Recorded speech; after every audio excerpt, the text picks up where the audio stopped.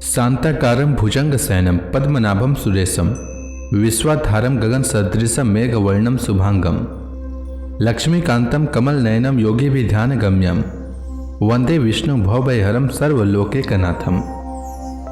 मंगलम भगवान विष्णु मंगलम गरुड़ध्वज मंगलम पुंडरीकाक्ष मंगलाय तनोहरि। ओम नमो भगवते वासुदेवाय। आज का दिन आप सभी के लिए मंगलमय हो। आज पौष महीने का 18वां दिन है, तो आइए सुनते हैं पौष मास की कथा का 18वां अध्याय।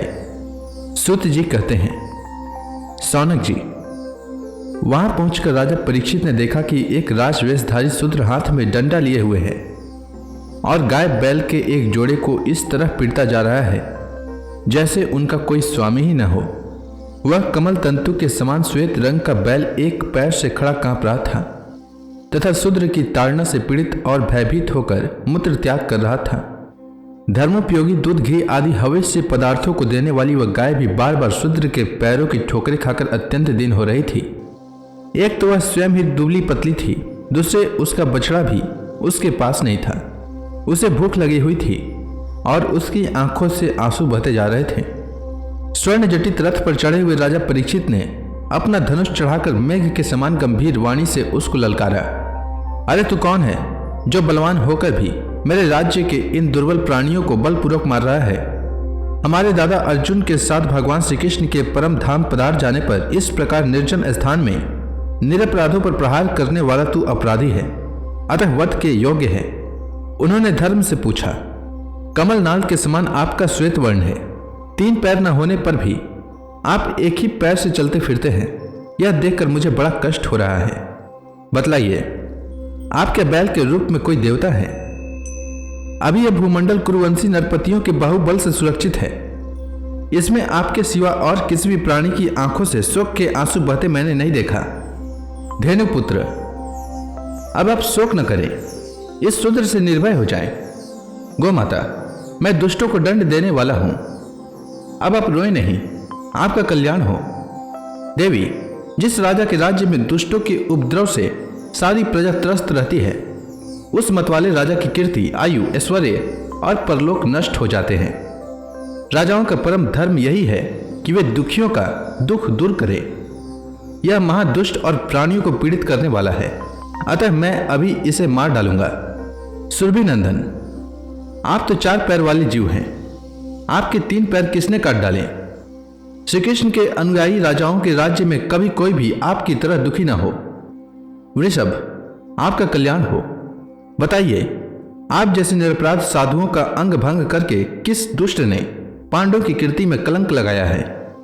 जो किसी निरपराध प्राणियों को सताता है, उसे चाहे वह कहीं भी रहे, मेरा भय अवश्य होगा। दुष्टों का दमन करने से साधुओं का कल्याण ही होता है।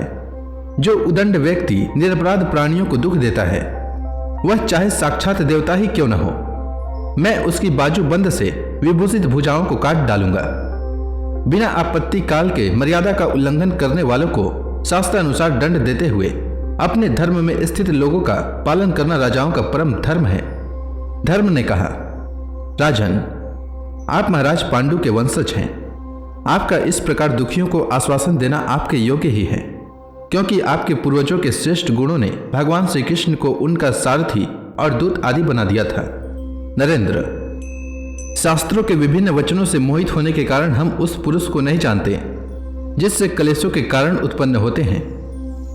जो लोग किसी भी प्रकार के द्वैत को स्वीकार नहीं करते, वे अपने आप को ही अपने दुख का कारण बतलाते हैं। कोई प्रारब्ध को कारण बतलाते हैं तो कोई कर्म को, कुछ लोग स्वभाव को, तो कुछ लोग ईश्वर को दुख का कारण मानते हैं। किन्हीं किन्हीं का ऐसा भी निश्चय है कि दुख का कारण न तो तर्क के द्वारा जाना जा सकता है और न वाणी के द्वारा बतलाया जा सकता है। राजर्षि, अब इनमें कौन सा मत ठीक है, यह आप अपनी बुद्धि से ही विचार लीजिए। सूत जी कहते हैं, ऋषि श्रेष्ठ सौनक जी, धर्म का यह वचन सुनकर सम्राट परीक्षित बहुत प्रसन्न हुए। उनका खेद मिट गया। उन्होंने शांत चित्त होकर उनसे कहा। परीक्षित ने कहा, धर्म का तत्व जानने वाले ऋषभ देव, आप धर्म का उपदेश कर रहे हैं। अवश्य ही आप ऋषभ के रूप में स्वयं धर्म हैं।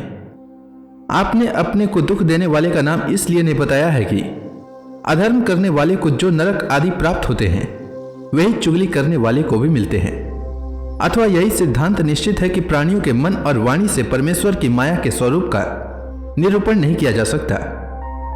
धर्मदेव, सत्य रूप में आपके 4 चरण थे, तप, पवित्रता, दया और सत्य। इस समय अधर्म के अंश गर्व, आसक्ति और मद से 3 चरण नष्ट हो चुके हैं। अब आपका 4था चरण केवल सत्य ही बच रहा है। उसी के बल पर आप जी रहे हैं। असत्य से पुष्ट हुआ यह अधर्म रूप कलयुग उसे भी ग्रास कर लेना चाहता है। एक गौ माता साक्षात पृथ्वी है। भगवान ने इनका भारी बोझ उतार दिया था और ये उनके राशि राशि सौंदर्य से बिखेरने वाले चरण चिन्हों से सर्वत्र उत्सवमयी हो गई थी। अब ये उनसे बिछुड़ गई हैं। महारथी परीक्षित ने इस प्रकार धर्म और पृथ्वी को संतावना दी। फिर उन्होंने अधर्म के कारण रूप कलयुग को मारने के लिए तीक्ष्ण तलवार उठाई। कलयुग ताड़ गया कि ये तो अब मुझे मार ही डालना चाहते हैं। अतः झटपट उसने अपने राज चिन्ह उतार डाले और भय विवल होकर उनके चरणों में अपना सिर रख दिया। परीक्षित बड़े यशस्वी, दीनवत्सल और शरणागत रक्षक थे। उन्होंने जब कलयुग को अपने पैरों पर पड़े देखा तो कृपा करके उसको मारा नहीं, अपितु हंसते हुए से उससे कहें।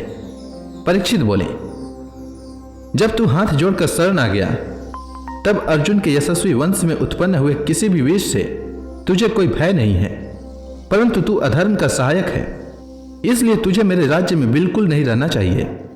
तेरे राजाओं के शरीर में रहने से ही लोभ, झूठ, चोरी, दुष्टता, सर्वधर्म त्याग, दरिद्रता, कपट, कलह, दंभ और दूसरे पापों की बढ़ती हो रही है।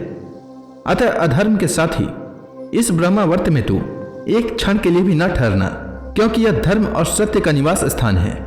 इस क्षेत्र में यज्ञ विधि के जानने वाले महात्मा यज्ञों के द्वारा यज्ञ पुरुष भगवान की आराधना करते रहते हैं। इस देश में भगवान श्रीहरि यज्ञों के रूप में निवास करते हैं। यज्ञों के द्वारा उनकी पूजा होती है और वे यज्ञ करने वालों का कल्याण करते हैं। वे सर्वात्मा भगवान वायु की भांति समस्त चराचर जीवों के भीतर और बाहर एक रस स्थित रहते हुए उनकी कामनाओं को पूर्ण करते रहते हैं। सूत जी कहते हैं, परीक्षित की यह आज्ञा सुनकर कलयुग सिहर उठा। यमराज के समान मारने के लिए उद्धत हाथ में तलवार लिए हुए परीक्षित से वह बोला।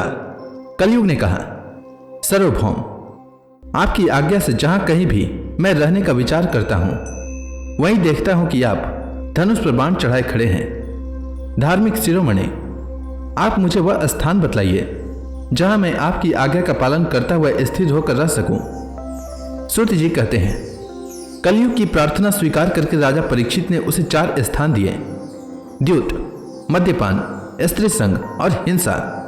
इन स्थानों में क्रमशः असत्य, मद, आसक्ति और निर्दयता, ये 4 प्रकार के अधर्म निवास करते हैं। उसने और भी स्थान मांगे। तब समर्थ परीक्षित ने उसे रहने के लिए एक और स्थान स्वर्ण दिया। इस प्रकार कलयुग के 5 स्थान हो गए: झूठ, मद, काम, वैर और रजोगुण। परीक्षित के दिए हुए इन्हीं 5 स्थानों में अधर्म का मूल कारण कली उनकी आज्ञा का पालन करता हुआ निवास करने लगा। इसलिए आत्म कल्याण कामी पुरुषों को इन 5 स्थानों का सेवन कभी नहीं करना चाहिए। धार्मिक राजा, प्रजा वर्ग के लौकिक नेता और धर्मोपदेष्टा गुरुओं को तो बड़ी सावधानी से इनका त्याग करना चाहिए। राजा परीक्षित ने इसके बाद वृषभ रूप धर्म के 3 चरण तपस्या, शौच और दया जोड़ दिए और आश्वासन देकर पृथ्वी का संवर्धन किया। वही महाराज परीक्षित इस समय अपने राज सिंहासन पर विराजमान हैं, जिसे उनके पिता महाराज युधिष्ठिर ने वन में जाते समय उन्हें दिया था। वे परम यशस्वी सौभाग्य भाजन चक्रवर्ती सम्राट राजर्षि परीक्षित इस समय हस्तिनापुर में कौरव कुल की राज्य लक्ष्मी से सौभाग्यमान हैं। अभिमन्यु नंदन राजा परीक्षित वास्तव में ऐसे ही प्रभावशाली हैं, जिनके शासन काल में आप लोग इस दीर्घकालीन यज्ञ के लिए दीक्षित हुए हैं। तो इसी के साथ यह अध्याय समाप्त हुआ। इसके आगे की कथा मैं कल के अध्याय में सुनाऊंगा। तब तक के लिए भगवान हरि का नाम लेते रहें। तो प्रेम से बोलिए भगवान विष्णु की जय, श्री कृष्ण भगवान की जय, लक्ष्मी माता की जय, तुलसी माता की जय, समस्त देवी देवताओं की जय।